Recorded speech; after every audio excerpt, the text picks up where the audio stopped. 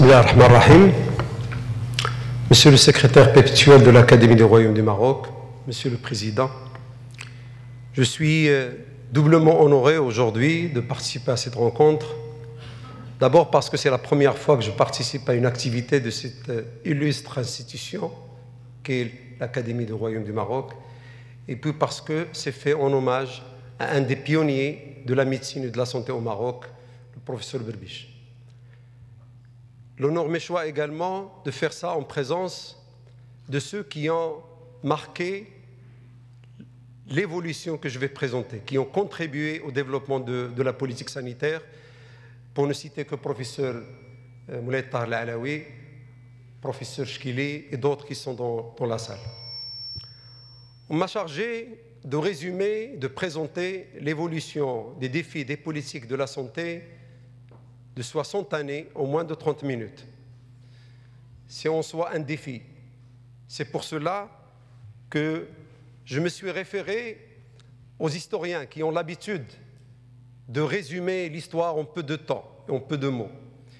Et j'ai utilisé, en l'occurrence, un modèle utilisé par Arnold Toynbee, un éminent historien britannique, qui, pour expliquer l'évolution de les civilisations, leur épanouissement et leur déclin, il a utilisé une théorie qui se base sur ce qu'on appelle le principe de défi et réponse, selon lequel il considère que face à tout défi, l'homme se voit contraint de réagir et d'apporter une réponse, et que toute civilisation qui n'arrive pas à relever les défis, elle est condamnée à décliner.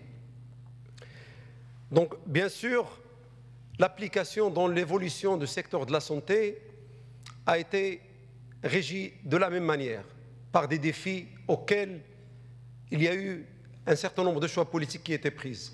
Et puisque le contexte international et national explique pour beaucoup les choix politiques également qui ont été faits, je me suis permis d'introduire un petit changement à ce modèle de mécanisme de défi-réponse pour le rendre mécanisme de défi-contexte-réponse. Et donc ma présentation sera systématiquement sous forme de défi dans un contexte et la réponse politique nationale qui a été prise. Et c'est comme ça que j'ai pu identifier dans l'évolution de la politique et des défis du secteur de la santé au Maroc 5 phases, 5 périodes, dont l'encadrement s'explique par un changement majeur, une mutation, une crise sanitaire. La première période de l'indépendance jusqu'au début des années 80, particulièrement 81. Je dirai tout à l'heure pourquoi l'encadrement des années. La deuxième période de 1981 à 1994, la troisième période de 1994 à 2000, la quatrième période de 2000 à 2011 et la période actuelle que nous vivons. Le contenu sera développé au fur et à mesure. Donc la première période de l'indépendance à 81, l'année 81 correspond à l'adoption du Maroc de la déclaration d'Alma-Ata et son inscription dans la politique mondiale des soins de santé primaires. Une déclaration qui a été prise au niveau de l'Assemblée mondiale de la santé à l'unanimité et qui constitue l'une des grandes réalisations de l'Organisation mondiale de la santé. À l'époque, et donc durant la période des années 60, le Maroc était confronté à 3 grands défis. Le premier, c'est les fléaux épidémiques, et notamment la variole, le paludisme, la tuberculose, la conjonctivite, le trachome et d'autres. Il était également exposé au défi de l'explosion démographique.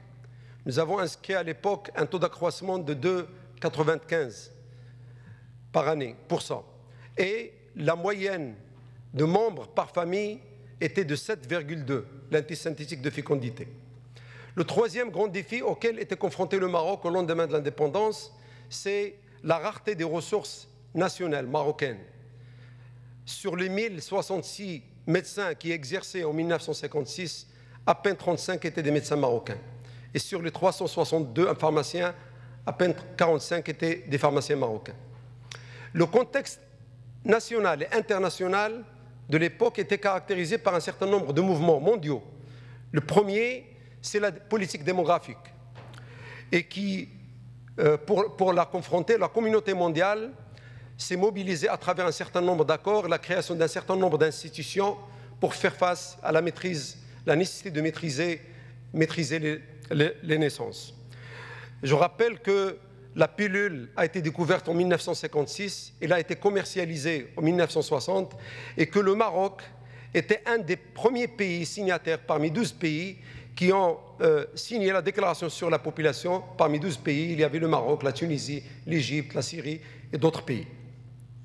Le deuxième mouvement qui caractérise cette époque, c'est le lancement par l'OMS pour la première fois de programmes mondiaux de santé globale. Et le premier programme mondial de santé globale qui a été lancé, celui de la lutte contre le paludisme. Et le deuxième, c'est la lutte contre la variole, et notamment le programme mondial d'éradication de la variole, qui a été lancé en 1966. Et grâce à ce programme, la politique de généralisation de la vaccination a réussi dans tous les pays, et c'est grâce à ce programme que l'OMS a inscrit sa première grande réalisation, c'est l'éradication de la variole. Bien sûr, par la suite, s'est ajouté à cette vaccination d'autres vaccinations. Le Maroc a réagi, a répondu politiquement à ce contexte, à ces défis, d'abord par la définition d'un système national de santé, et qui correspond à la date de 1959, qui est la date de l'organisation de la première conférence nationale de la santé, qui a été présidée par feu Mohamed V. Et effectivement, et au cours de cette conférence, les principes de système de santé ont été définis, les principes fondamentaux, et les choix politiques, notamment de la gratuité, de la santé publique, de la prévention, ont été pris en cette occasion. Et cette structure qui a permis de développer par la suite, d'abord, les premiers programmes nationaux de santé publique, la vaccination en 1964, le paludisme en 1965 et le planning familial en 1966. Et je rappelle que le premier projet d'envergure de coopération, qui s'appelle VDMS, visite domiciliaire systématique, était développé avec l'USAID. C'était le premier grand projet, 126 millions de dollars, qui a été investi dans ce programme de coopération. Troisième réponse, c'est la nationalisation des ressources humaines. Il y avait à l'époque retour de 450 compétences médicales qui étaient à l'étranger. Le développement des premières facultés de médecine, à Rabat en 62, à Casablanca en 75. Et le développement des CHU qui vont avec. Et le développement de la formation paramédicale. La nationalisation des premiers diplômes d'infirmiers brevetés, d'infirmiers diplômés d'État, et aussi de la création d'aides sanitaires et le développement d'infirmiers spécialisés dans cliniques spécialisées. Il y a eu également le développement de l'infrastructure. En 20 ans, en moins de 20 ans, 350 établissements de soins de santé de base ont été mis en service et plus de 6800 lits hospitaliers ont été ouverts.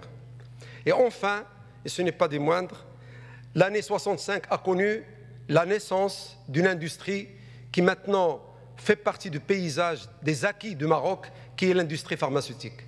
Et en 20 ans également, il y a eu le développement de 17 unités industrielles au Maroc, et qui a fait que le taux de production de médicaments, production nationale de médicaments a évolué de 15% à près de 80% au niveau national.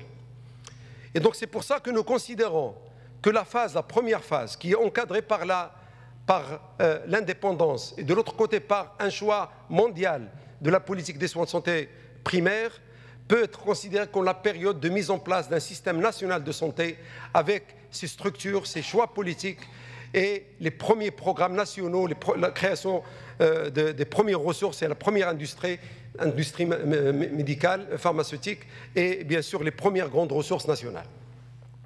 La deuxième période, elle commence de 1981 à 1994. 1994 a connu un certain nombre d'événements que je vais rappeler tout à l'heure. Mais déjà dans cette période, il y a eu les défis auxquels le Maroc était confronté, c'est la surmortalité ou les mortalités évitables. Notamment, je rappelle que l'espérance de vie à la naissance à l'époque était de 49 ans. Actuellement, nous sommes à 74,8.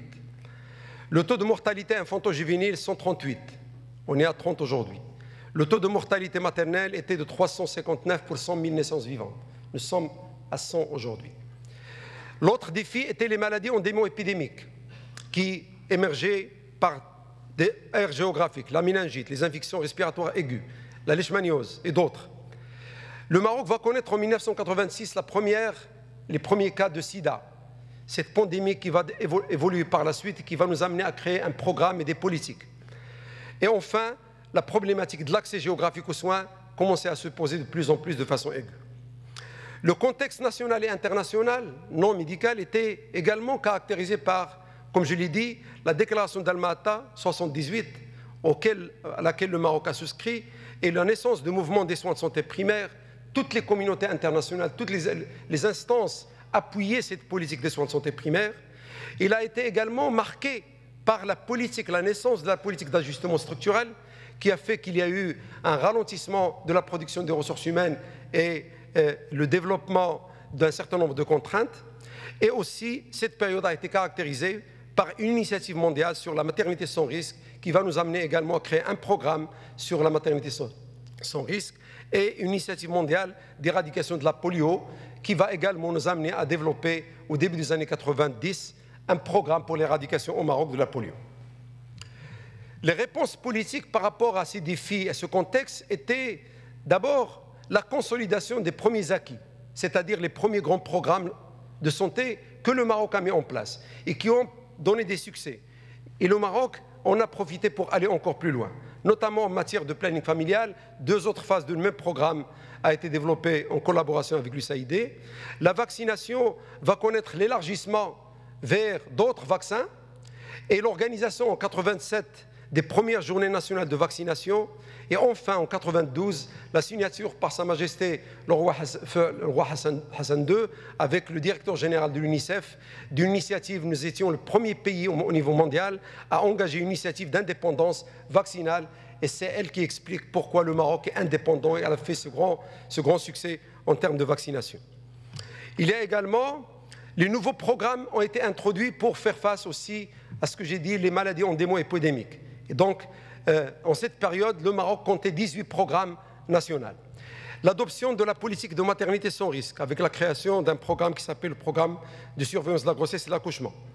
Et enfin, l'adoption de la politique des soins de santé primaires, et qui constitue, après le développement d'un système national de santé, la première grande réforme au Maroc, qu'on appelle la réforme des soins de santé primaires, à laquelle un certain nombre de personnalités ici présentes ont piloté et contribué, et qui nous a permis d'honorer le souci ou de régler le problème du souci d'accès géographiquement aux soins. Et donc, cet événement a permis au Maroc de développer ce qu'on appelle les premiers projets sectoriels, d'appui sectoriel.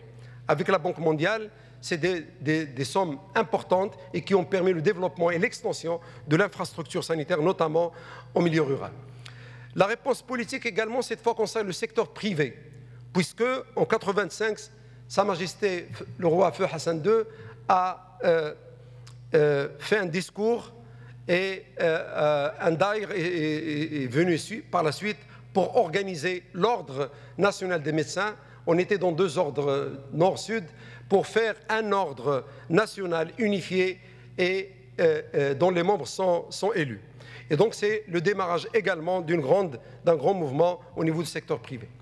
La deuxième période ainsi peut être caractérisée par ce grand mouvement, la consolidation des programmes de vaccination, qui est un acquis, et je considère personnellement que le premier instrument politique utilisé par le Maroc qui lui a permis de réaliser ce qu'il a réalisé en matière de prévention, c'est l'instrument des programmes sanitaires. Et il est caractérisé également par le premier mouvement de réforme de santé dans un contexte, comme j'ai dit, caractérisé par un mouvement mondial pour les soins de santé primaires, et qui a été encadré en 1994 par la déclaration de la population, la conférence internationale population et développement en 1994, et le développement d'une nouvelle stratégie qui s'appelle les soins obstétricaux et néonataux d'urgence, SONU, qui va révolutionner la lutte contre la mortalité maternelle et infantile, et je vais en parler. Et bien sûr, cette période a été encadrée par la naissance d'un processus de Barcelone, duquel le Maroc va bénéficier. La collaboration avec l'Union européenne commence avec le programme Euromed, qui va nous permettre d'être un partenaire clé avec l'Union européenne. Et c'est pour ça qu'on encadre la période 94 par ça. Donc la troisième période, c'est 94-2000. 94, on a compris pourquoi. Et 2000, parce qu'il y a eu la déclaration du millénaire qui va amener tous les pays du monde à orienter leur curseur, leur boussole vers la réalisation de 8 objectifs, dont 3 concernent directement la santé. Je vais en parler. Et donc, les défis, durant cette période, sont rapportés à 3 choses. La première, le Maroc, avec ses réalisations, commençait à faire sa transition épidémiologique. On commence à passer des maladies périnatales et transmissibles vers les maladies chroniques et dégénératives, qui constituent un défi en soi, vu leurs caractéristiques et leur chronicité. Le deuxième, c'est qu'on n'avait pas parvenu, avec l'initiative mondiale de maternité sans risque, dont la particularité, c'est de construire sur l'hypothèse pour réduire la mortalité maternelle, il faut agir sur le risque de la grossesse. Et c'est avéré par la suite, en 1994, Madame Deborah Main, de l'Université de Columbia, a publié un travail qui va être adopté par toute la communauté mondiale, selon lequel, si on veut réduire la mortalité maternelle, il faut agir au cours, encadrer la périnatalité. Donc il faut agir au cours, avant, au cours et après l'accouchement. Et c'est comme ça que toute la stratégie mondiale a changé à cause de cette découverte. Le troisième défi, c'est les dépenses de santé. Parce qu'en 1989, le Maroc a réalisé sa première étude sur le financement qui a montré que le secteur de la santé était un secteur sous-financé et donc il va falloir relever aussi ce défi lié au financement du secteur. Le contexte international, comme j'ai dit, il a été caractérisé par la déclaration de la population, 1994, la nouvelle stratégie pour lutter contre la mortalité maternelle et infantile, et qui était à la base de l'objectif 4 du développement du millénaire 4 et 5, et le lancement du processus de Barcelone, qui a permis au Maroc de bénéficier d'un certain nombre de dons de l'Union européenne, dont le programme MEDA 1 et MEDA 2. Et enfin, en 1996, une constitution du Maroc qui a introduit pour la première fois une loi sur la régionalisation. Et donc le secteur de la santé, comme les autres secteurs, va commencer à initier la régionalisation dans le secteur de la santé. J'ai parlé de la transition épidémiologique. La seule étude qui a été réalisée au Maroc en 1992 montre très bien comment, par rapport à la classification internationale des maladies 10e révision, nous sommes passés à 56% de charge de morbidité, 55,8% de charge de morbidité nationale qui était due aux affections chroniques et dégénératives. Et donc, face à cette transition, il fallait développer de nouvelles réponses politiques pour répondre à ces défis. Et donc, les réponses politiques étaient d'abord consolider l'acquis, comme chaque fois. Et cette fois, l'acquis, en plus des programmes sanitaires, c'est l'acquis, les politiques de soins de santé primaires. 2 nouveaux programmes ont été développés pour étendre et consolider cet acquis, et qui c'était la deuxième tranche des projets sectoriels. L'adoption de la politique des soins obstétricaux et néonataux d'urgence. Et c'est grâce à cette politique que le Maroc a pu honorer son engagement de réduction de la mortalité maternelle de 3/4 et de mortalité infantile de 2/3, qui sont les objectifs du millénaire. Les premiers programmes vont voir le jour de lutte contre les maladies non transmissibles, notamment le premier programme contre le diabète en 1995, le premier programme contre l'hypertension artérielle en 1996 et le programme de lutte contre le cancer en 1998. La réalisation des premiers comptes nationaux de la santé, le souci du financement, et là c'était codifié, nous n'étions pas le seul pays, parce qu'il fallait comparer les dépenses de santé et les sources de financement à d'autres pays. C'était en 1998. Et enfin, l'initiation, comme j'ai dit, de la politique de régionalisation en instaurant une coordination régionale au Maroc dans le secteur de la santé comme d'autres secteurs. Et donc comme ça, on peut dire que la troisième période, 1994-2000, était une période, pas de réforme, mais d'accélération de la lutte contre la mortalité maternelle et infantile et la consolidation des acquis des réformes antérieures. La troisième période, la quatrième période, je la situe entre 2000 et 2011. Et je rappelle toujours que le choix des dates d'encadrement se justifie par un changement majeur ou par un contexte qui a influencé les choix politiques.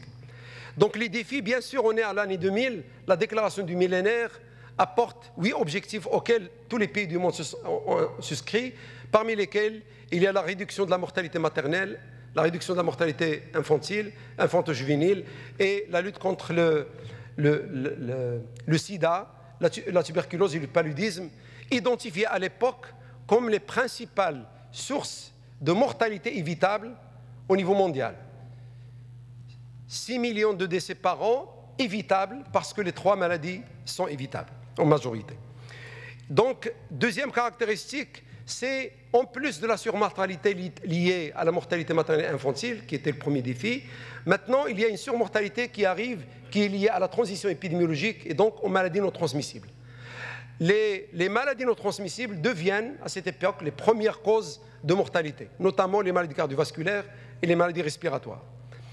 Les menaces, apparition de nouvelles menaces d'envergure internationale, ce que l'OMS a appelé les urgences de santé publique à portée internationale, que sont les pandémies.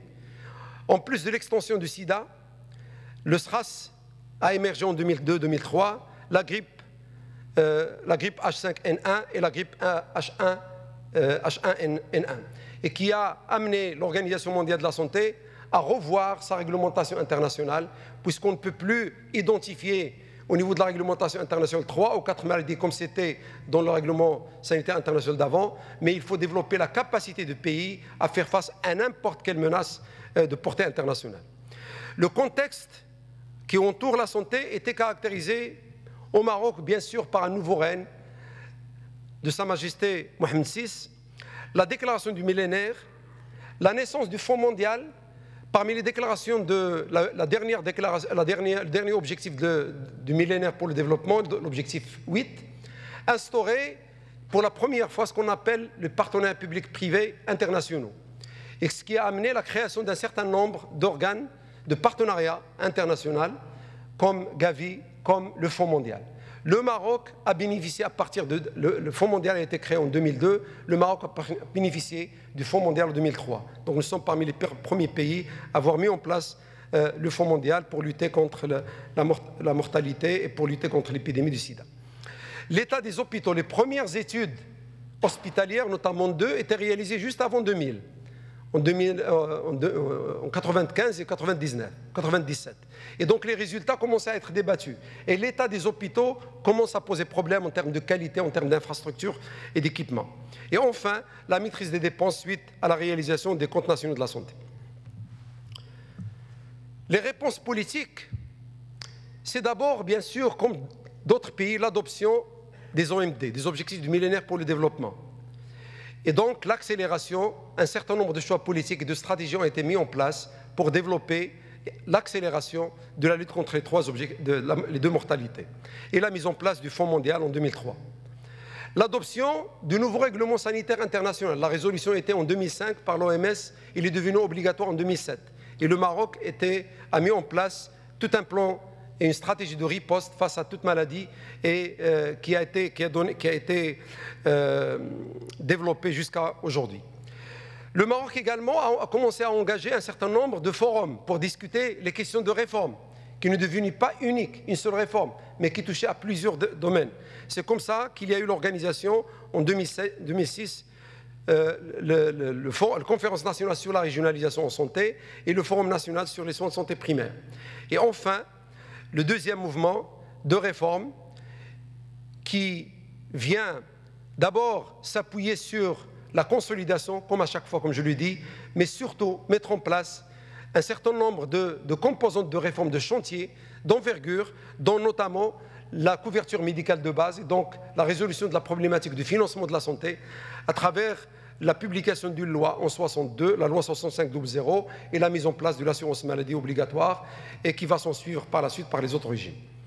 La mise en place d'une réforme hospitalière pour corriger les dysfonctionnements, notamment, et il y a eu publication du premier décret organisant les hôpitaux, le développement de planification hospitalière, le développement de la 2e génération de CHU, les CHU de Marrakech, de Fès et d'Oujda, et l'adoption d'une politique de promotion de la qualité qui s'est caractérisée par l'initiation de l'accréditation, le concours qualité, la lutte contre les infections nosocomiales et d'autres.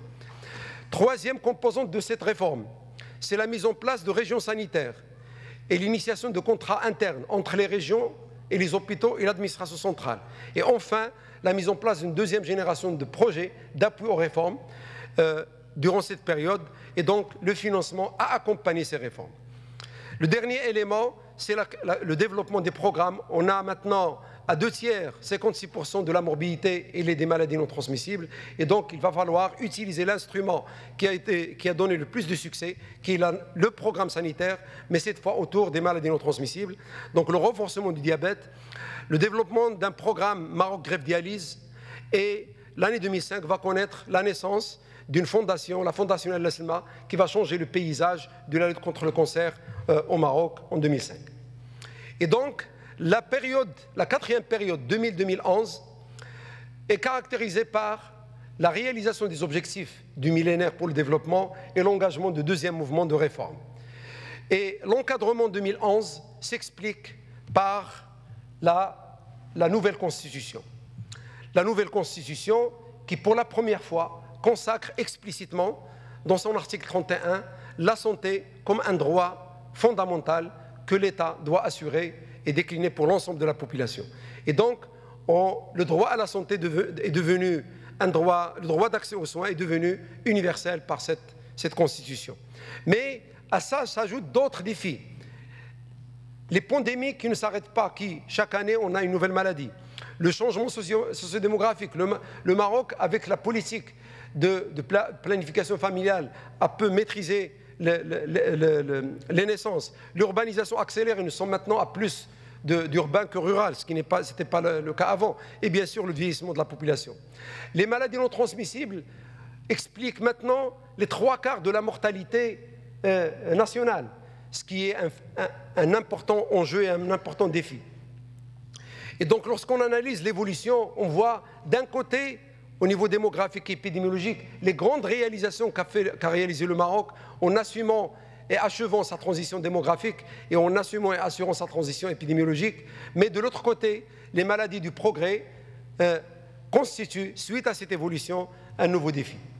Face à ce défi, nous avions les mains liées. D'abord parce que le Maroc connaît une pénurie, un autre défi, la pénurie des ressources humaines. Et donc, les efforts consentis depuis l'indépendance sont arrivés à une saturation, et donc il y a lieu, en plus de la création de facultés de médecine, développer une politique multisectorielle de renforcement et de développement de ressources humaines pour accompagner les grands chantiers et les grands défis. Les médicaments, qui est devenu de plus en plus cher, et donc met en péril le droit d'accès aux soins, et aussi le financement de la santé s'explique en grande partie par la contribution des ménages. 53% des dépenses de santé viennent de la poche des ménages, ce qui constitue un mauvais indicateur pour le Maroc qu'il doit corriger. Et donc c'est pour ça que la santé, l'évolution du système nous confronte à de nouveaux défis. Maintenant, ils sont nombreux. De même, la santé se retrouve de moins en moins dans toutes les politiques. Seul le secteur de la santé fait face à la santé, alors que la santé est globale et toutes les politiques doivent contribuer à l'amélioration de la santé. Bien sûr, ce qui caractérise cette période sur le plan politique, c'est surtout la nouvelle constitution et la résolution des Nations Unies en rapport avec la couverture sanitaire universelle. Avant, en 2005, c'était une résolution de l'Organisation mondiale de la santé, mais en 2012, les Nations Unies ont adopté la même résolution pour inciter le pays à couvrir leur population dans leur totalité, parce que l'accès au financement détermine l'accès aux soins. Et donc c'est pour ça que les réponses politiques étaient nombreuses par rapport à ces innombrables défis, et c'est pour ça que le Maroc a organisé en 2012 la 2e conférence nationale de la santé, et nous avons bénéficié du lettre royale qui constitue jusqu'à aujourd'hui une feuille de route pour le secteur de la santé, et dans laquelle on retrouve une incitation par Sa Majesté pour prendre en charge les principaux défis liés à cette période. Le développement de la formation à travers la réforme LMD et le rehaussement du statut des instituts de formation. La même chose, une réforme a été réfléchie et elle a commencé cette année à être mise en place, la réforme des études médicales. Et on va assister à un 3e mouvement de réforme, une réforme plurielle qui va essayer de régler en partie le problème de l'accès universel aux soins, d'abord par l'extension de la couverture médicale, parce que, comme j'ai dit, 53% des sources de financement viennent des poches des ménages. Et donc, il y a eu rapidement, suite à une directive de Sa Majesté, la généralisation de RAMED, le régime d'assistance médicale, qui prend en charge 28% de la population pauvre marocaine, avec un accès quasiment gratuit à tous les soins qui existent dans les structures publiques. Le développement d'une assurance des étudiants qui a commencé cette année et le gouvernement a adopté, le conseil de gouvernement a adopté il y a 3 semaines un projet de loi sur l'assurance maladie des indépendants qui va prendre en charge le tiers restant de la population non couverte. La deuxième composante de cette réforme, c'est la réforme du secteur pharmaceutique. Et vous avez suivi ce qui s'est passé, puisqu'on a pu réduire le prix de médicaments de plus de 2700 médicaments dont le prix a été réduit. Nous avons même révisé le texte de 59 qui fixait les modalités de fixation des prix de vente pour qu'on ne puisse pas être resoumis à une inflation des prix du médicament, puisqu'on a instauré un forfait à partir de 1000 dirhams de prix du médicament. La troisième composante, c'est l'organisation de l'offre de soins, la régulation de l'offre, à travers la publication de la loi et des décrets d'application de la carte sanitaire, et à travers, pour le secteur public et privé, et la publication de la loi 131/13, d'actualisation de l'exercice médical, avec son texte d'application, et le lancement de la 3e génération d'hôpitaux universitaires pour encadrer le secteur hospitalier à Tanger, Agadir, Laayoune, Rabat et Ibn Mellal. Les choses qu'on n'a pas encore amorcées, qui font partie de ce mouvement de réforme, c'est l'accès à l'information et l'éducation pour la santé, qui est un droit également dans la Constitution, et le renforcement de la veille et de la sécurité sanitaire, parce que bien que nous avons des stratégies de riposte, mais on n'a pas encore une loi sur la santé publique qui intègre la sécurité sanitaire et la veille qui a été développée comme recommandation au niveau du règlement sanitaire international. La dernière période, c'est la période de 2011 à maintenant, et qui va être caractérisée par, c'est la même période que je viens de décrire, qui est caractérisée par un 3e mouvement de réforme que je viens de décrire, mais qui va se terminer, qui ne va pas se terminer, mais qui va connaître en 2015, suite au bilan des objectifs du millénaire, l'ouverture sur de nouveaux défis que la communauté mondiale a appelés les objectifs du millénaire, des objectifs de développement durable, et qui comprennent dans leur 17e objectif, qui sont 17 objectifs au lieu de 8, un objectif, l'objectif 3, qui est en rapport avec la santé et qui comprend lui-même 9 objectifs, ou 9 cibles, qui vont de la lutte contre la mortalité jusqu'à la préservation de l'environnement, et donc qui nous met maintenant face à de nouveaux défis qui sont inhabituels, qui sont en dehors du secteur de la santé, qui sont parfois multisectoriels, comme la lutte contre les maladies non transmissibles, la surmortalité liée aux maladies non transmissibles, qui est horizontale, surtout les facteurs de risque, et aussi la préservation de l'environnement et d'autres. Et donc on remarque qu'à partir de maintenant, et on a remarqué le long de l'évolution de ces défis et des choix politiques, que chaque fois les défis sont plus importants, plus nombreux, plus complexes, et donc qui supposent à ce qu'on puisse anticiper, puisque maintenant s'annonce d'autres défis qui vont être présentés tout à l'heure, notamment les progrès de la médecine, de la technologie, l'innovation, etc. Et donc nous devons au Maroc, en plus de capitaliser les acquis, nous devons développer une stratégie d'apprentissage sur les leçons qui se font. Nous devons apprendre des leçons des pays, des leçons du Maroc, pour ne pas prendre trop de temps à suivre ce qui se fait ailleurs, pour qu'on puisse anticiper à temps les évolutions et les choix politiques que nécessitent les défis qui vont se présenter. Merci de votre aimable attention.